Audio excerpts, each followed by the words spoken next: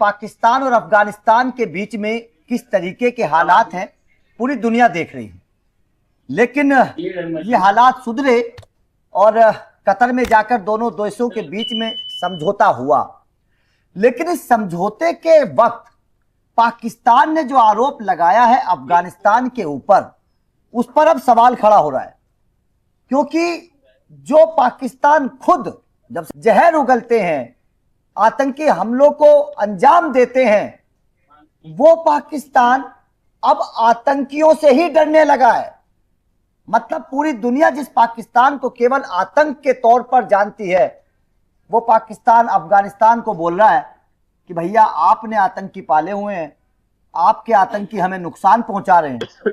अब यहां पर यह सवाल खड़ा होता है जाहिर तौर पर सीधा सीधा कि आतंकियों को पालने वाला पाकिस्तान आतंकियों से क्यों डरने लगा। अगर पाकिस्तान के मन में आतंकवाद का इतना ही डर है तो अपने घर को सुधारो, अपने घर को क्यों नहीं सुधारते हो आप? तो यहाँ कल तक जो मुजाहिद थे आज आतंकी, दोनों बयान एक ही नेता का, ख्वाजा आसिफ का ही। तो सर और इसका जवाब ये फर्क है कि उस वक्त अफगानिस्तान इनकी मदद करता था, इनके कहने पर चलता था। इसका जवाब दिया है एक मोहम्मद नबी हैं, वहां के मंत्री हैं अफगानिस्तान के।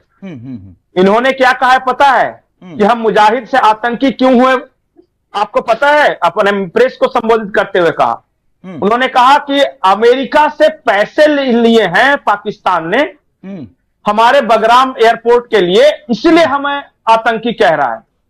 बोला कि पाकिस्तान की सेना आज तक बिना पैसे लिए कुछ काम ही नहीं करती।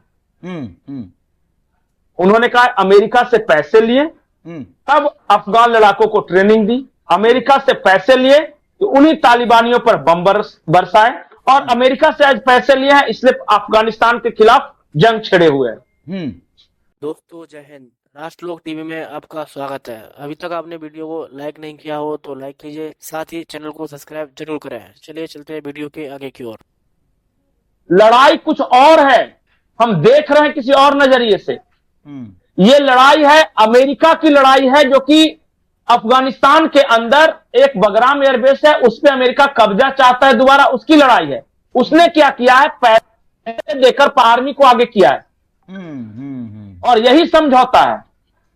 पाकिस्तान के प्रधानमंत्री के बारे में आज एक ब्रिटेन के पत्रकार ने बड़ा लाइव आकर एक वीडियो बनाया है, और उसने कहा है कि शहबाज शरीफ वेस्टर्न मानसिकता और गोरी चमड़ी वालों को सूट करते हैं।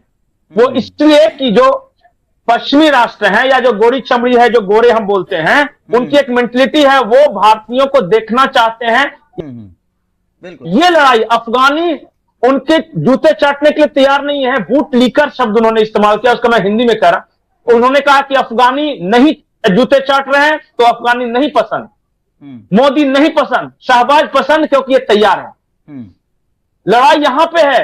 ये तो भाड़े के सैनिक है भाई पाकिस्तान में, और इनको 150, 200, 400 मरता है पाकिस्तानी फौज का जवान, तो असीम मुनीर को रत्ती भर भी फर्क नहीं पड़ता, रत्ती भर भी नहीं फर्क पड़ता, क्योंकि असीम मुनीर पैसा लेके वो इन्वेस्ट कर चुका है, ऑस्ट्रेलिया में इन्वेस्ट कर चुका है, अमेरिका में।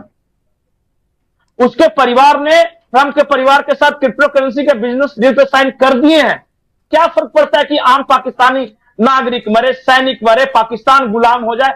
क्या फर्क पड़ता है? क्योंकि अगली पीढ़ी तो पाकिस्तान रहने आ नहीं रही है। बिल्कुल सही उसको तो ऑस्ट्रेलिया, इंग्लैंड और अमेरिका में रहना है, तो पाकिस्तान जाए तिलहंडे में, असीम मुनीर को इससे क्या लेना देना? बिल्कुल सही बात, बिल्कुल सही। तो ये लड़ाई है वहां पे। और कोई अगर ये कह रहा है कि शांति समझौता करा के ये बंद करा देगा, नहीं बंद होने वाला, नहीं होने वाला। और ये चाइना ने भी कहा है।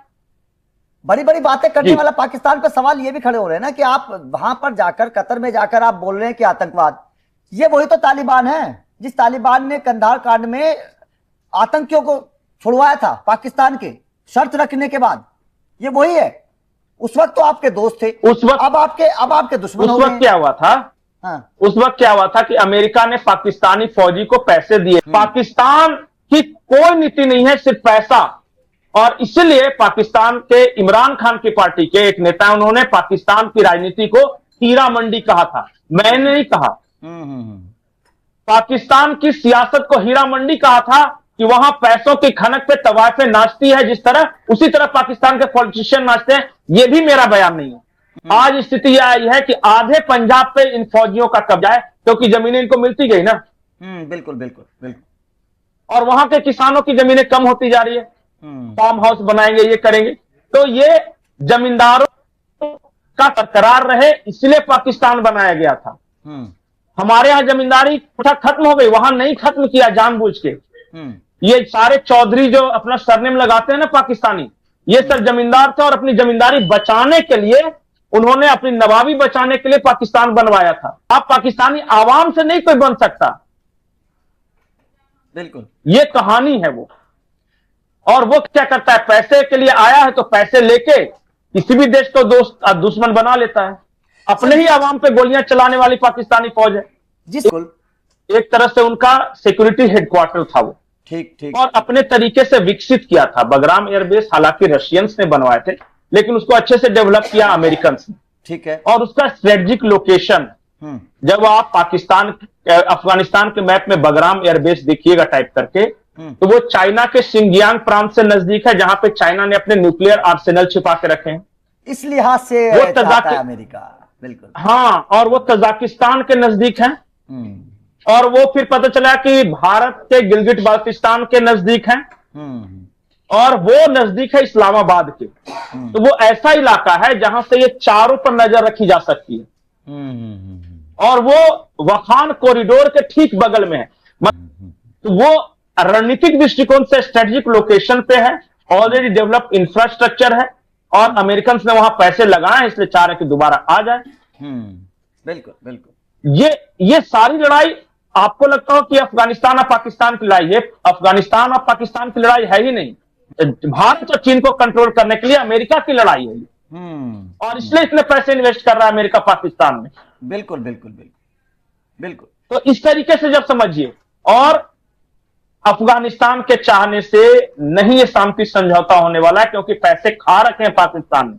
उसने लड़ने के लिए पैसे उठा लिए हैं, तो वो लड़ेगा, किसी न किसी बहाने से लड़ेगा। से आतंकियों को पालने वाला पाकिस्तान, क्योंकि उसका तो इतिहास रहा है आतंकवाद के साथ, वो अब खुद आतंकवाद को कहकर बोल रहा है अफगानिस्तान को कि भैया हमें तो आपके आतंकवादियों से डर लग रहा है। अरे भैया, पहले अपनी गिरबान में झांको, पहले अपने आतंकवाद को तो कब्जा करो, उनको तो रोको।